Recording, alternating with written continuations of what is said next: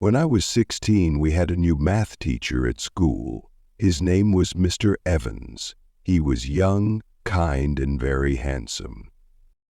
Mr. Evans had dark hair and green eyes. He was only 25 years old, and all the girls in my class talked about him. Every day I made sure to sit in the front row of his class. I wanted him to notice me. I worked hard on my assignments and studied extra just to impress him. He often praised me, saying, "Good work, Lily," and my heart would flutter. One day, I stayed back after class to ask him a question about the lesson. He explained everything patiently and smiled. From that day, I started finding reasons to stay after class more often. Sometimes I asked silly questions just to spend a little more time with him. Mr. Evans was polite and professional, but there were moments when I felt he looked at me differently. Every day, I stopped visiting him several times after class, which concerned me. Once, during a class project, he helped me carry my materials to the art room. As we walked together, I felt so special. Months passed, and I found myself thinking about him all the time. I even started walking by his car in the parking lot after school, hoping to see him. One day, he saw me and waved. My heart felt like it would burst. When I moved to grade 11, something unexpected happened. Mr. Evans announced that he was leaving to work at another school. I was heartbroken. On his last day, I gave him a card. Inside, I wrote, "Thank you for being an amazing teacher. I will miss you." He smiled when he read it and said, "You'll do great, Lily." For months, I thought about him every day. But life moved on. I started preparing for my university exams and focusing on my future. 2 years later, I was in college when I saw an ad for a summer tutoring program. I decided to join it to improve my math skills. On the first day, I walked into the classroom and froze. Mr. Evans was there. He was one of the tutors. He recognized me immediately and smiled. "Lily, it's good to see you again," he said. I felt nervous, but also very happy. During the program, we talked a lot. He asked about my studies and my plans. Sometimes we stayed after class to chat. One evening, he offered to walk me home. I said yes, and we talked about everything: the weather, books, even our favorite movies. When I went to bed, I kept thinking about it and was unable to fall asleep.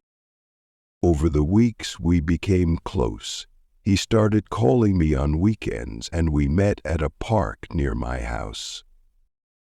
One evening, as the sun was setting, he held my hand.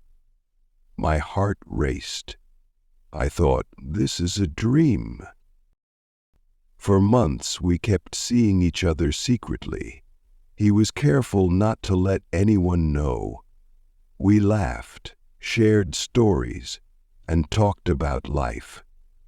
I felt like I was in a fairy tale.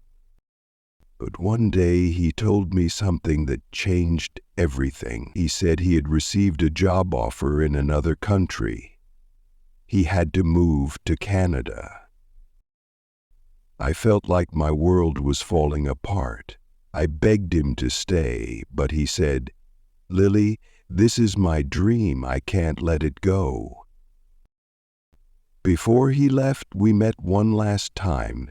He gave me a bracelet and said, "This will remind you of me." I cried as we said goodbye. For months, I wore the bracelet every day. I wrote him letters and he wrote back, but slowly the letters stopped coming. I realized that he had moved on, and I had to do the same. Years passed and I built a new life. I became a teacher myself, inspired by him. One day, while scrolling through social media, I saw his profile. He looked different but familiar. After much hesitation, I sent him a message, and to my surprise, he replied quickly. We decided to meet at a small cafe. When I walked in and saw him, my heart didn't race like before. He looked older, his hair lightly grayed, and there was a sadness in his eyes that hadn't been there before. We talked for hours about our lives, careers, and the years that had passed. As we reminisced, he confessed something I wasn't expecting. He said, "Lily, I've thought about you a lot over the years. I regret leaving without fighting harder to stay connected." I was stunned. For years, I had imagined him forgetting about me, moving on easily. But hearing his words brought mixed emotions. "Mr. Evans," I said with a small smile, "I don't regret what we had. You were an important part of my life, and I'm grateful for everything you taught me. But I've grown since then. I've found my own path." He nodded, his eyes filled with both understanding and regret. Then he said, "You've become an incredible woman, Lily." That's when it hit me. I wasn't the same person who had once idolized him. I had moved forward and built a life I loved. As we finished our coffee, he reached into his bag and pulled out a small folded letter. "I found this while cleaning my old things," he said. "It's the card you gave me when I left school. I've kept it all these years." Seeing that card brought a lump to my throat.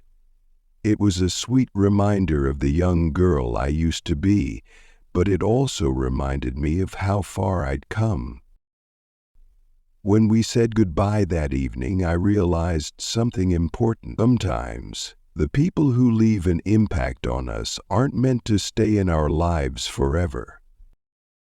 Mr. Evans had been my first love, but he was also a stepping stone to discovering my own strength. As I walked home, the cool evening breeze felt refreshing. I looked up at the sky and smiled. Life has a funny way of bringing closure when we least expect it. Meeting him again didn't rekindle old feelings. It brought me peace. Now, when I think of Mr. Evans, I feel gratitude, not longing. He was a chapter in my story, but I'm the one who wrote the rest, and for that, I am proud. I thought about how much I had changed. I smiled, remembering the young girl who had fallen in love with her teacher.